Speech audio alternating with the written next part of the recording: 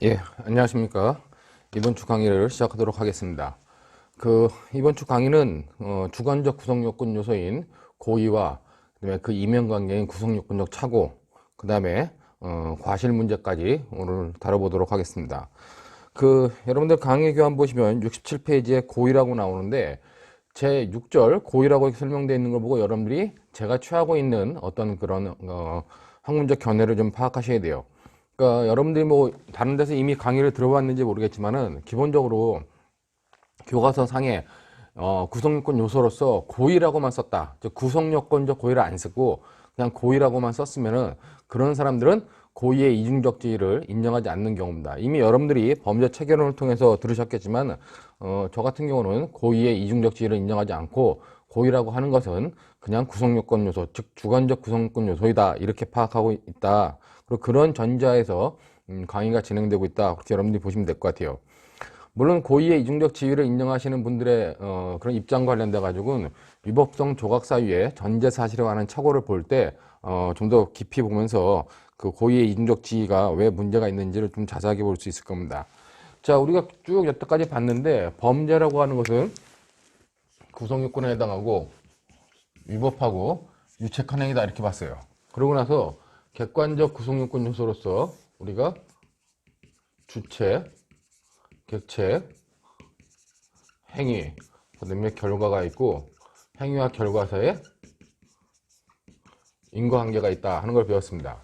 그 다음에 이제 오늘 배우는 게 뭐냐? 오늘부터 배우는 거는 주관적 구성요건 요소로서 바로 고의와 관련된 것을 배웁니다. 제가 고의라고 했을 때 항상 쓰는 걸 고의는 인식 플러스 의사다 그랬죠.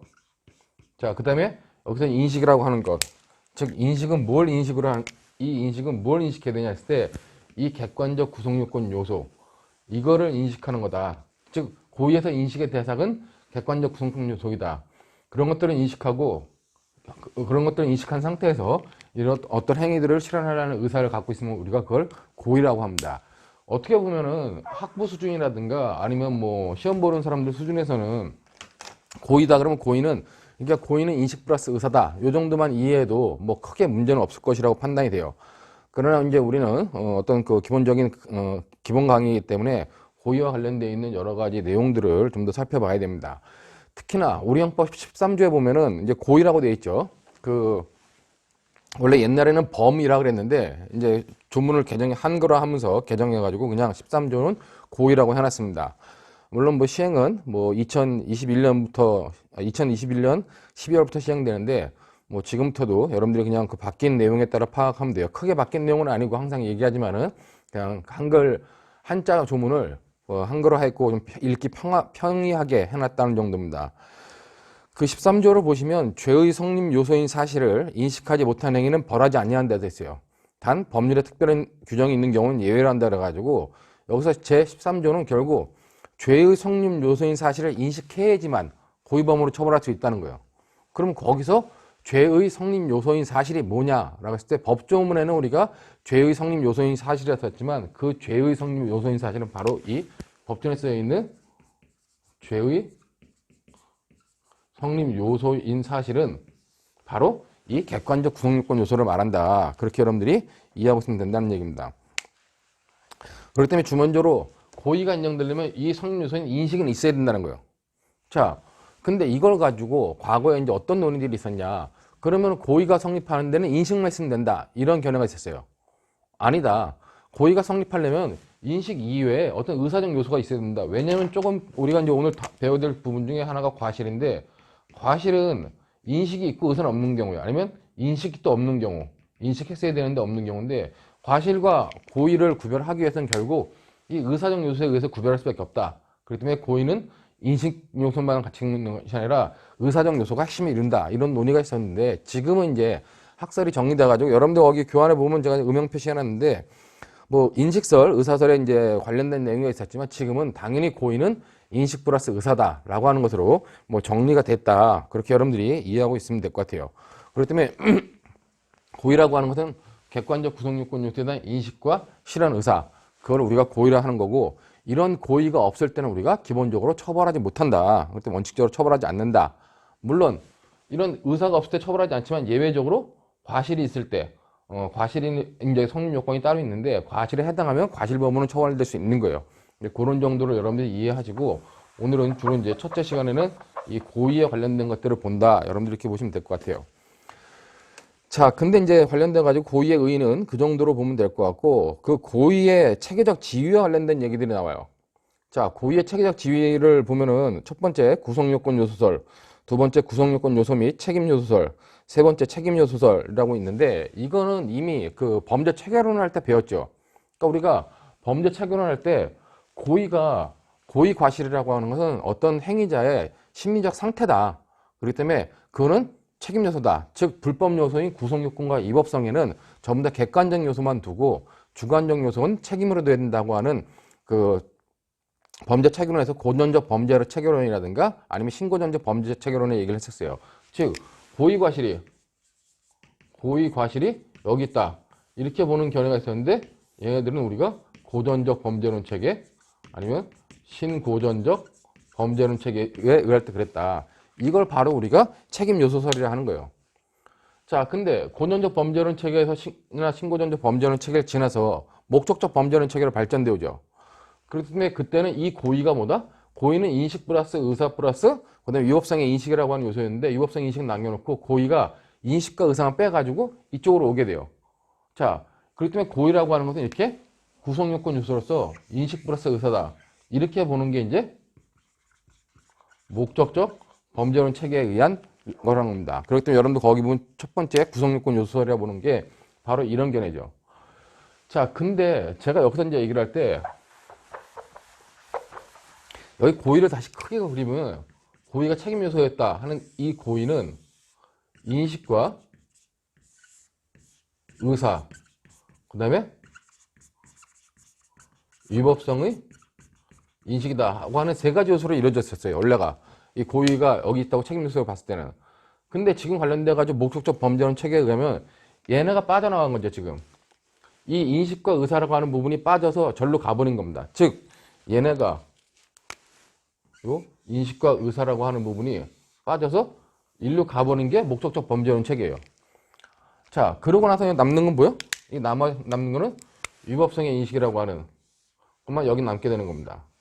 자, 근데 이제 이 고의라고 하는 것이 이렇게 주관적 구성요건 요소에 맞는데 또 하나의 역할을 한다 그래가지고 여기다가 빠져나간 고의 자리에다가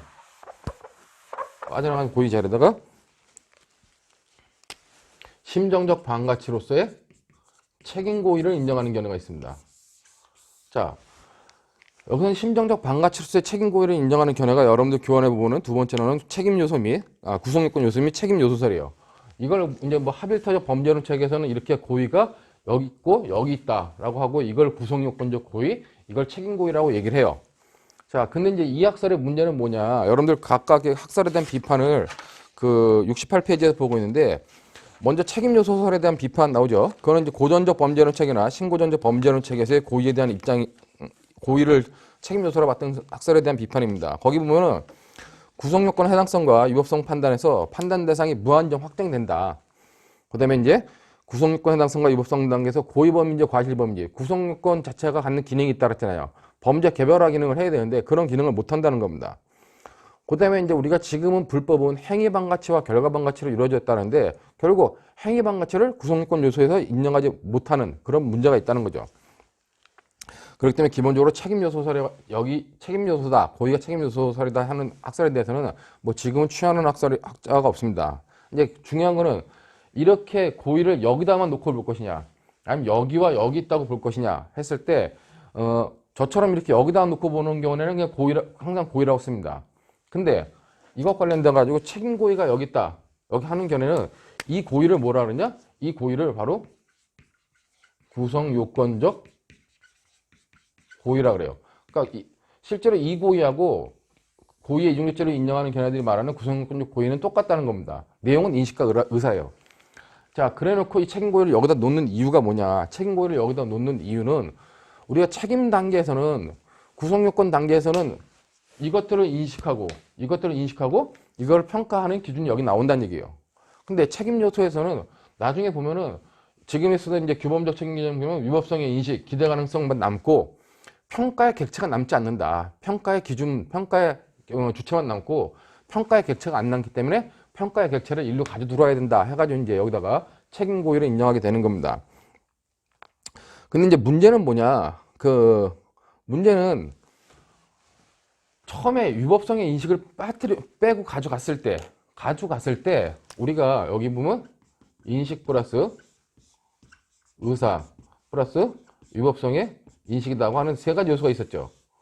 자, 이걸 갖다가 우리가 인간의 어떤 뇌 구조를 보면은, 자, 지적 요소, 그 다음에 정서적 요소, 그 다음에 의사적 요소라고 그래요. 그 다음에 우리가 인간의 뇌 구조는 지, 정, 의로 이루어졌다는 거죠. 자, 그러면은 지적 요소와 의사적 요소는 일로 갔어요. 구성권 요소로. 자, 그럼 여기 남는 게 뭐다? 이게 가버리면은 여기 남는 거는 정서적 요소인 위법성의 인식이라는 얘기죠.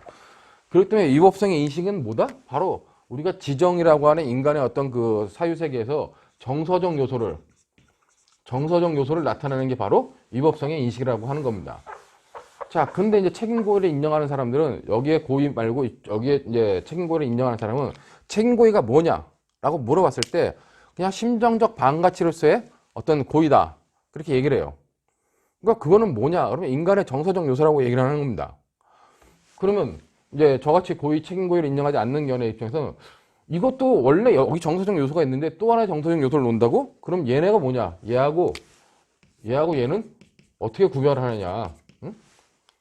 똑같은 거 아니냐? 동전의 앞면과 뒷면 같은 거지 실제로 똑같은 거 아니냐? 그랬을 때 이 사람들은 이제 여기 책임 고의를 인정하는 사람들은 아니다, 다르다고 얘기해요.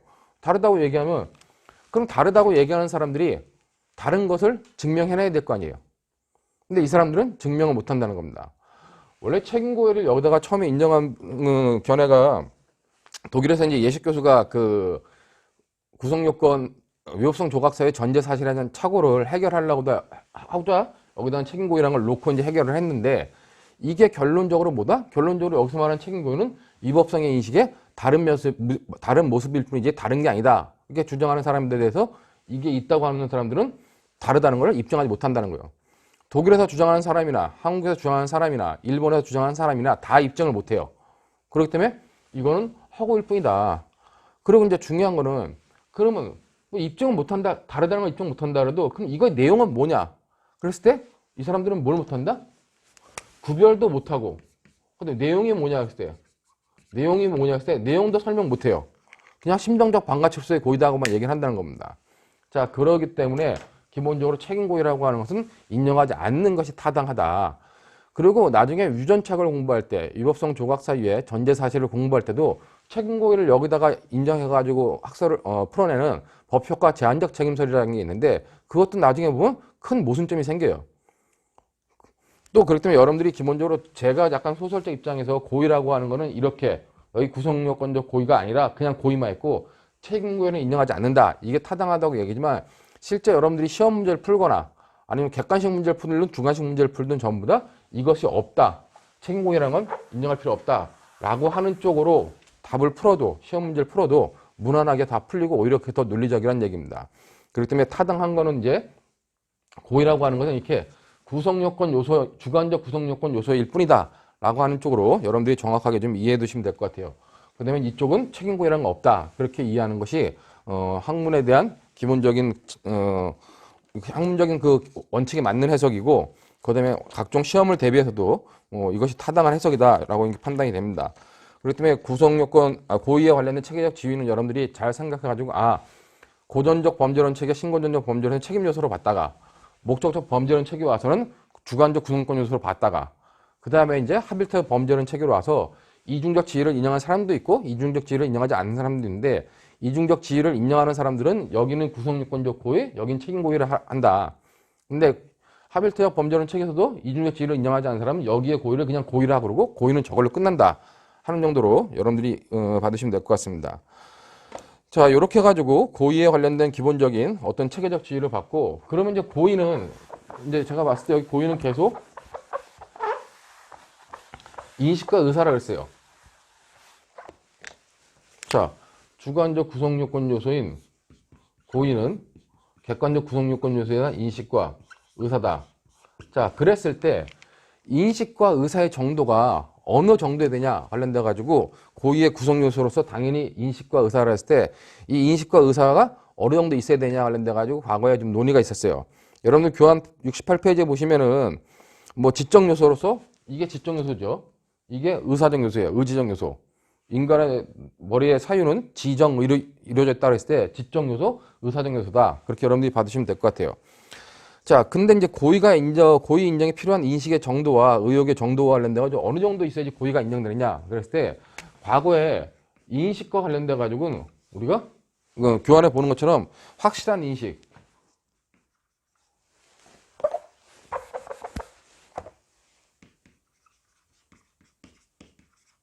확실한 인식이 있어야 된다. 그 정도는 아니지만 개연성 정도를 인식해야 된다. 개연성에 대한 인식. 개연성보다도 더 낮은 가능성 정도만 인식하면 된다. 하고 그 다음에 의사적 요소는 우리가 확실한 의욕. 확실한 의욕이 있어야 된다. 그 다음에 단순한 의욕이 있어야 된다. 그 다음에 교환해 보는 것처럼 용인의사가 있어야 된다. 자, 의사적 요소와 관련돼 가지고 이렇게 그 다음에 인식적 요소는 이렇게 나눴어요. 자, 그런 다음에 고의가 이렇게 확실한 인식적 요소는 확실한 인식이거나 아니 개연성의 인식이거나 아니면 어떤 결과 발생에 대한 가능성을 인식했다면 이것과 관련된 건 뭐다? 얘네들과 관련되어 있는 거는 다 여기까지 쭉 나와가지고 요 영역에 있는 건 뭐다? 요 영역에 있는 게 고의란 얘기예요. 그렇기 때문에 의사적 요소는 확실한 의욕일 때는 이것과 이것이 연결되든 이것과 이것이 연결되든 이것과 이것이 연결되든 아니면 여기는 이렇게 연결되든 여기는 이렇게 연결되든 기본적으로 뭐다? 이것이 고의라고 봤다는 겁니다.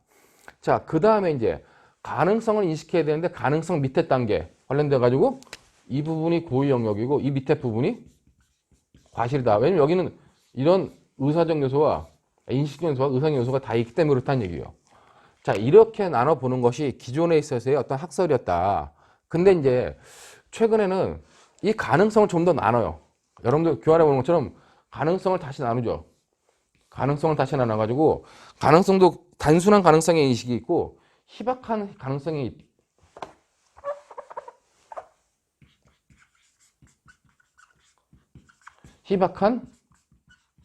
가능성의 인식을 나눠가지고 다른 부분은 모르겠지만 이 부분에 있어서 자, 내가 어떤 결과를 실현시키려는 의사가 너무나 확고했다.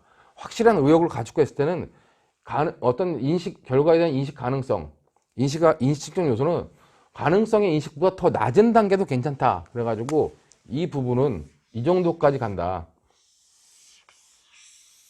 자, 과거에는 뭐다?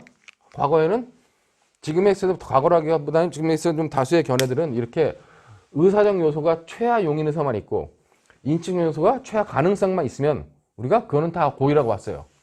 그러니까 여기 파란색으로 쓴 것만 파란색 라인 안에 들어온 것만 우리가 고의라고 보는 것이 기존의 견해였다면은 이제 개별화설은 의사를 확실한 의욕, 단순한 의욕, 용인의사로 나눠가지고 이때 이 부분 확실한 의욕 관련돼 가지고 인식적 요소는 가능성의 인식보다 더 낮은 희박한 가능성을 인식하더라 할지라도 여기는 고의로 봐야 된다라고 하는 견해가 이제 개별화설로 주장되고 있는데 제가 볼 때는 이게 좀 타당한 것 같아요. 물론 이 견해는 그 성년대학교 김성돈 교수님이 주장하신 거라 가지고 제가 각주에도 그 뭐 어서 참고해서 수정했다고 적시해놨는데 요렇게 보는 것이 내가 어떤 결과를 확실하게 의욕하면은 확실하게 발생시켰다라고 의욕하면은 그 결과 발생에 대한 가능성에 대한 인식은 뭐 의지적 요소가 강하다면 인식적 요소는 좀 약하더라도 고의범으로 보는 것이 충분하다고 판단이 됩니다. 그렇기 때문에 이런 정도의 요소로 여러분들이 보면 될 것 같고 여기 이제 관련돼 가지고 이쪽에 나중에 보면은 이 고의도 여기를 나눠요. 그러니까 여기를 나눠 가지고 자 이쪽에 확실한 의욕이라든가 단순한 의욕이 아니라 단순히 용인의사 결과가 발생할지 안 할지 모르겠지만 결과가 발생한다면 내가 그냥 용인하겠다 뭐 감수하겠다 하는 일이 용인의사와 관련돼 가지고 용인의사가 있을 때는 뭐다? 이걸 우리가 미필적 고의를 한다 하는 정도로 여러분들이 파악하시면 될 것 같아요. 미필적 고의와 관련돼 가지고 조금 이따가 다시 보도록 하고 이것이 고의에 있어서의 인식적 요소와 의사적 요소의 기본적인 내용이다. 그렇게 여러분들이 좀 파악하시면 될 것 같습니다. 자, 우리가 그럼 이제 중요한 게 지적 요소로서 이제 교재 보면은 지적 요소, 인식적 요소라고 그러고 객관적 구성권 요소인 사실에 대한 인식이다. 즉, 이 인식은 뭐다? 잠깐 지었지만 이 인식은 이 객관적 요소인 거, 객관적 구성요건 요소는 다 인식의 대상이라는 얘기예요. 그럼 여기 주체, 당연히 인식 대상이겠죠. 객체, 인식 대상이고, 행위, 인식 대상이고, 결과 분석, 결과도 인식 대상이에요. 인과관계도 인식 대상이라는 겁니다.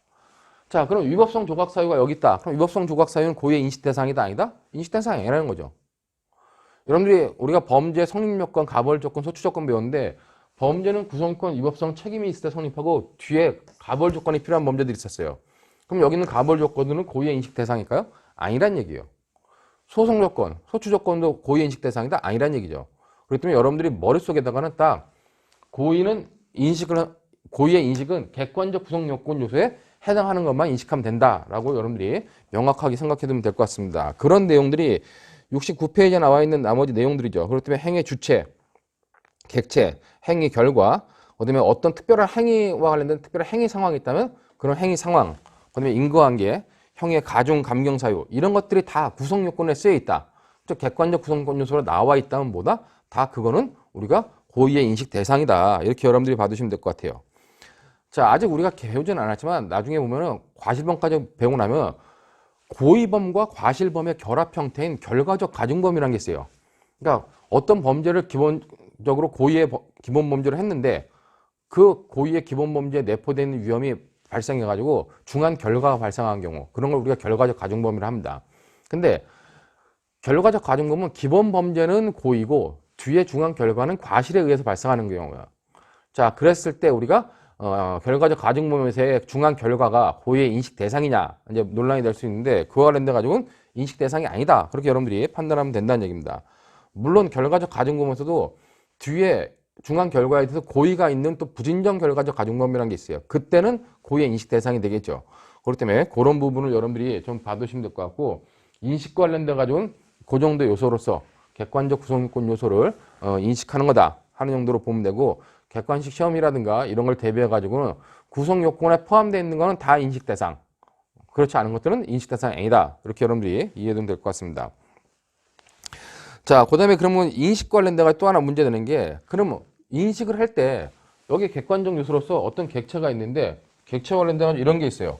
객체가 타인의 자동차를 절차한다. 그럴 때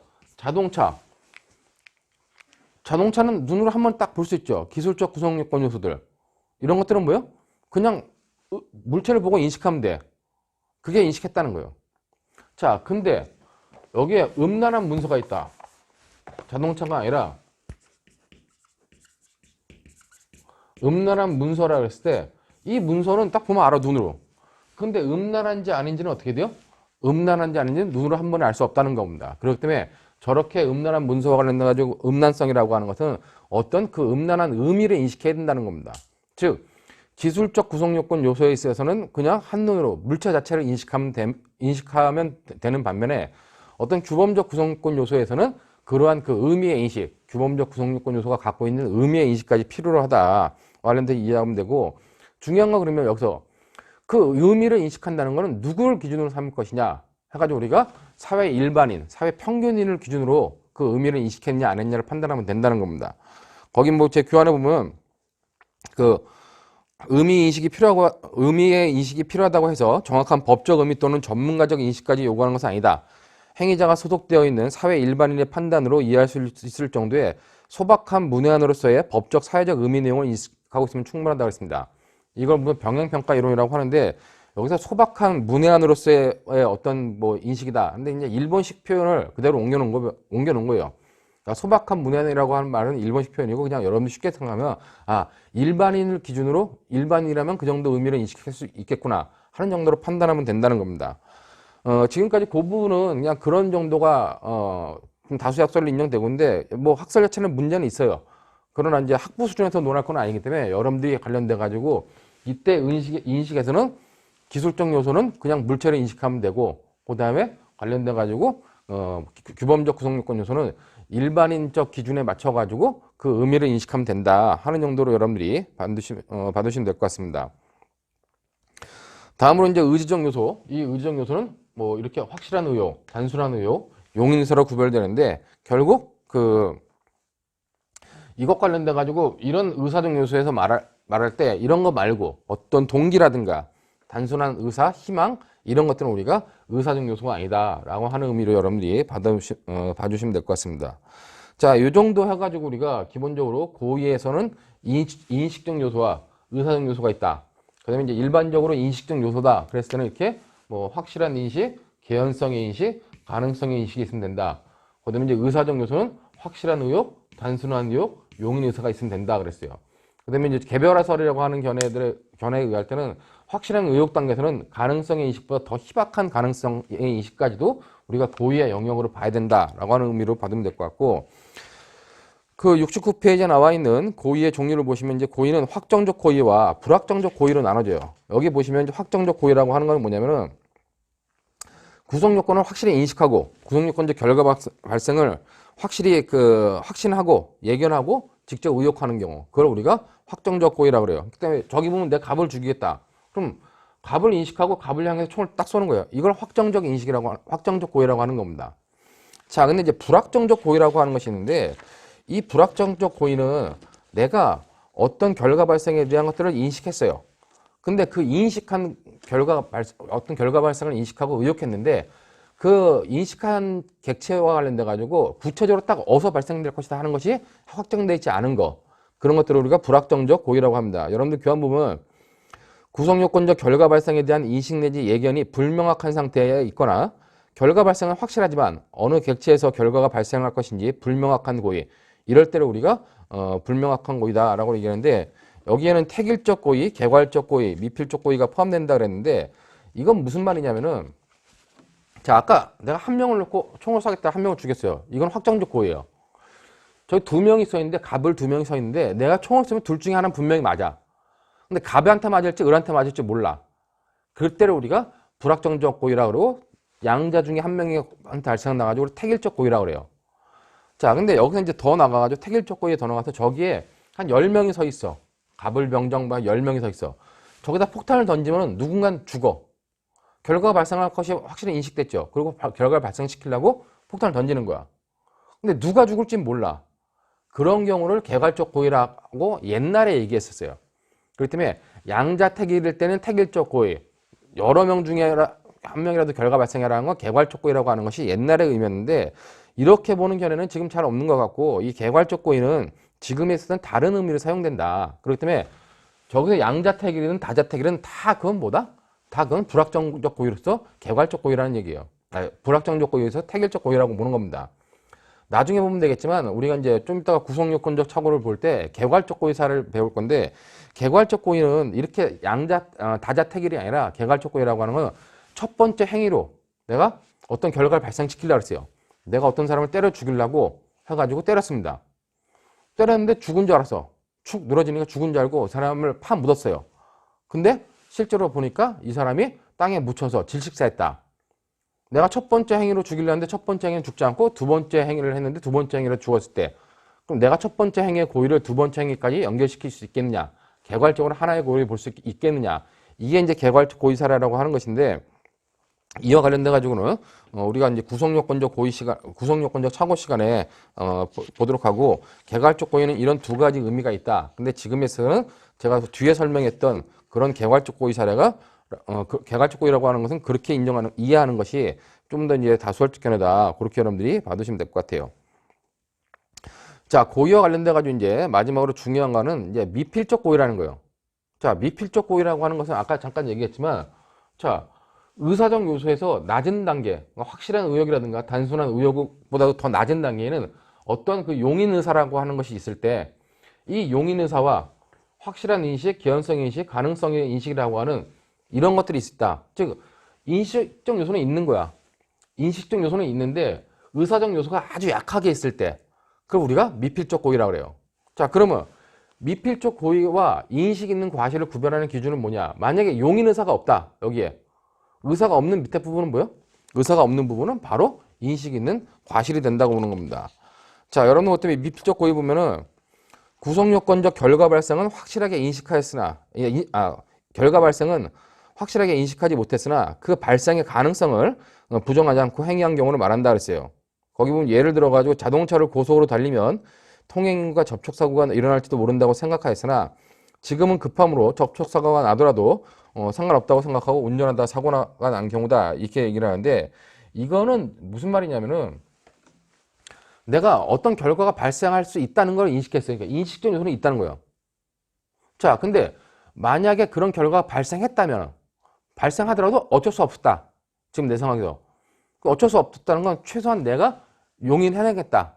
라고 하는 것이라 가지고 그런 용인하는 의사 아니면 감수의사 어쩔 수 없다 하는 의사가 있으면 그건 미필적 고의라 그러고 어떤 결과가 발생할 것을 미리 예상했어요. 근데 나의 경우는 절대 발생하지 않겠지. 즉 어떤 결과를 용인하겠다, 감수하겠다는 의사가 없을 때 우리가 그거를 갖다가 인식 있는 과실이라 가지고 인식 있는 과실과 미필적 고의를 구별하게 돼요. 자, 그 그림은 요 그림보다는 여러분들이 좀 다시 그려다 보면 또 이렇게 그리는 경우뿐만 아니라 다르게 그리는 경우가 있는데 이거를 그냥 평면으로 그려가지고 인식 플러스 의사다 했을 때 자, 인식은 확실한 인식, 그 다음에 개연성의 인식, 가능성의 인식, 이 밑에는 뭐 인식에서 더 낮은 단계, 의사는 확실한 의욕, 단순한 의욕, 그 다음에 용인의사가 있을 때 최소한 뭐라 했어요? 고의가 성립하려면 인식과 의사가 있어야 된다 그랬잖아요. 근데 인식은 확실한 인식, 개연성의 인식, 가능성의 인식이라도 돼. 근데 의사는 뭐다? 이건 있어. 지금 여기는 다 있는 거예요. 여기 있는데 용인의사가 있다. 즉 이렇게 연결됐을 때 용인의사가 있을 때 이거를 우리가 미필적 고의라고 하는 겁니다. 근데 용인의사도 없어. 이것도 없다. 그럼 아무리 이쪽에 확실한 인식이 있다 할지라도 그거는 인식 있는 과실일 뿐이지 고의가 아니란 얘기예요. 그렇기 때문에 이 용인의사의 존재 여부, 용인의사가 있다면은 미필적 고의가 인정되는 거고 용인의사가 없으면은 미필적 고의는 부정되는 것이다. 그렇게 여러분들이 봐두시면 될 것 같아요. 거기 보면은 교재 이제 너무 제가 이제 뺄까 고민했는데 개연성설이라는 게 있죠. 그 개연성설과 가능성설 있고 이제 의사설의 입장이 있는데 아까 고의라고 하는 것이 기본적으로 인식만 있어도 된다는 견해가 과거에 있었어요. 근데 지금 뭐다? 지금은 그냥 인식 플러스 당연히 의사이기 때문에 인식적 요소 이외에 의사까지 있어야 되는 게 기본 견해예요. 근데 옛날에 의사적 요소가 필요 없다라고 하는 입장에서 보면 어떻게 되냐? 최소한 확실한 인식 관련돼 가지고 이 개연성 농도를 인식한 경우, 개연성 농도를 인식한 건 미필적 고의고 개연성도 인식 못한 거는 인식 있는 과실이다. 이렇게 구별 기준을 잡는 견해가 있었고 개연성보다 더 낮게 가능성 정도를 인식하면 미필적 고의고 가능성보다도 인식 못했다. 그럼 인식 있는 과실이다. 이렇게 구별하는 견해가 과거에 있었어요. 그렇기 때문에 거기 개연성설이라든가 가능성설이라고 하는 거는 얘네들 의사적 요소를 인정하지 않을 때 인식적 요소 내에서 얘를 기준으로 할 거냐, 가능성을 기준으로 할 것이냐, 아니면 개연성을 기준으로 할 것이냐와 관련된 견해이기 때문에 지금은 의미가 없다. 지금은 당연히 인식적 요소는 이런 것 중에 최소한 가능성, 개연성, 확실한 인식 중에 하나가 있어야 되고 의사적 요소로서는 이 용인의사가 있어야 된다라고 판단하는 게 지금에 있어서 다수설적 입장이다. 근데 이제 용인의사와 관련돼 가지고 뭐 견해가 대립된다고 그래가지고 교재에 나와 있어서 설명을 해드리는데 여러분들 거기 보면은 용인설이라고 하는 게 의사설의 입장인데 구성요건적 결과 발생의 가능성을 인식하면서 최소한 가능성을 인식하면서 실현을 부인하지 않고 내심으로 용인하는 의사, 용인 또는 양해하는 때, 용인 또는 양해하는 때 우리가 미필적 고의가 있다는 거예요. 그러니까 결과가 발생돼도 어쩔 수 없다 하면 미필적 고의가 있는 거예요. 내가 창문 바깥으로 아파트 창문 바깥으로 뭘 던지면은 밑에 사람이 맞을 수도 있어요. 가능성을 인식했죠. 그 가능성을 인식한 거 최소한.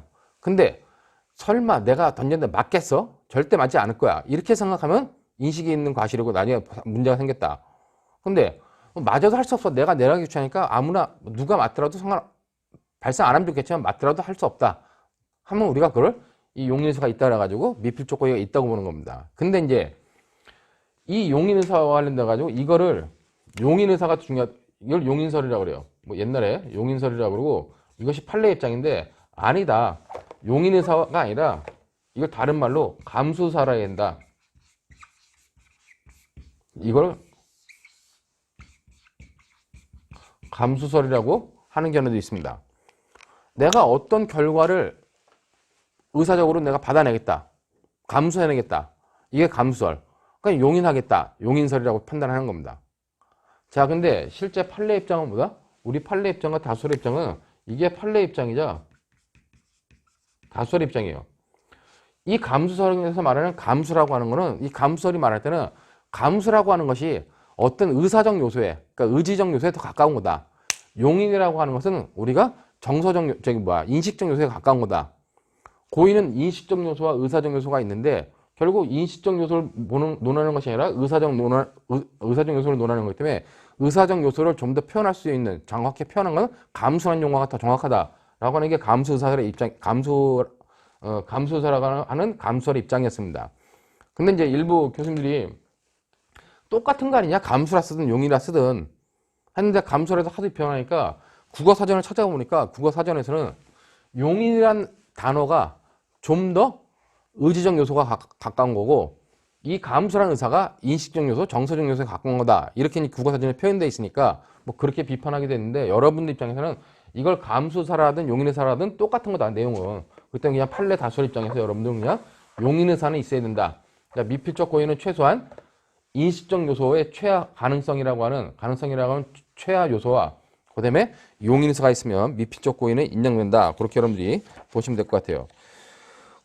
뭐 이제 형사법학회에서 표준 판례를 뭐 정해놨는데 여러분들 거기 보면 그 표준 판례 보면 살인죄의 미필적 고의 인정 여부를 가지고 살인죄의 범인은 자기의 행위로 인하여 피해자가 사망할 수도 있다는 사실을 인식 예견하는 것으로 족하지 피해자의 사망을 희망하거나 목적으로 할 필요는 없고 또 확정적 고의가 아닌 미필적 고의로도 족한 것이다. 이렇게 얘기를 했어요. 이거를 보고 뭐 일부 견해들은 판례가 인식 얘기하는 것으로 족하다. 그렇기 때문에 우리가 고의라고 하는 건 인식만으로 족한 거 아니냐. 이렇게 얘기를 하고 있는데 전혀 아니란 얘기입니다. 다수설과 통설은 통설적 입장과 판례 입장은 명확하게 고의는 인식 플러스 의사다. 그렇게 여러분들이 보면 될 것 같고 그 다음에 표준 판례로 나와 있는 71페이지에 나와 있는 재물손괴죄의 미필적 고의 그 다음에 그런 내용들 보면 될 것 같고 세 번째 판례에 보면 미필적 고의라 함은 범죄 사실의 발생 가능성을 불확실한 것으로 표상하면서도 이를 용인하고 있는 경우를 말한다. 그래서 용인설의 입장이라는 거죠. 미필적 고의가 있었다고 하려면 범죄 사실의 발생 가능성에 대한 인식은 물론 이 발생 가능성에 대한 인식은 물론 나아가 범죄 사실이 발생할 위험을 용인하는 내가 감내하겠다, 용인해내겠다는 용인의사가 있어야 된다. 그렇게 해가지고 우리가 기본적으로 용인설의 입장이다. 그렇게 여러분들이 받으시면 될 것 같아요. 자, 그런 의미로 보면 될 것 같고 그렇기 때문에 뭐 제가 72페이지에다가 결론적으로 적어놨는데 뭐 감수설의 입장도 있다 그러지만은 결론적으로 보면은 뭐 감수란 표현이 더 오히려 감정적 정서적 요소에 가깝고 용인이란 표현이 더 의사적 요소에 가깝기 때문에 그냥 그 용인설이라고 보는 것이 타당하다 하는 정도로 여러분들이 정리해 두시면 될 것 같습니다. 자, 마지막으로 이 미필적 고의다 했을 때 실제 미필적 고의를 실무에서 인정하기는 굉장히 어려워요. 입증하기도 힘들고. 그렇기 때문에 옛날에 여러분들 알지 모르겠지만 삼풍백화점이라는 게 서초점에 있었는데 무너졌어요. 무너져가지고 많은 사람들이 죽었죠. 다치고 죽었는데 그때 그 삼풍백화점의 회장을 검찰이 원래 미필적 고의에 의한 살인으로 이제 기소하려고 그랬습니다. 왜냐면 이 사람은 자기 건물이 무너질 수 있다는 것을 인식했어. 자, 그리고 무너져도 어쩔 수 없다라고 계속해서 영업을 한 거 아니냐.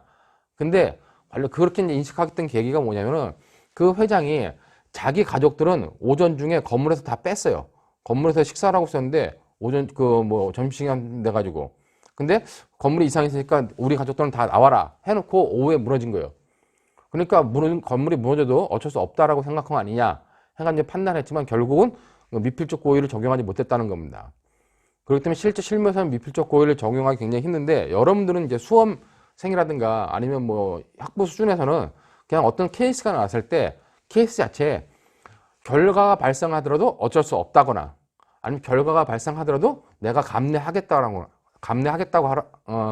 하던거나 아니면 결과가 발생하더라도 내가 감수하겠다 이런 표현이 있으면 그건 바로 미필적 고의를 인정하는 거구나 라고 하는 정도로만 생각해 두면 될 것 같습니다. 자, 이 정도로 해가지고 고의와 관련된 것들은 간단하게 마치고 그럼 잠시 쉬었다가 고의의 이면관계인 구성요건적 착오에 대해서 보도록 하겠습니다.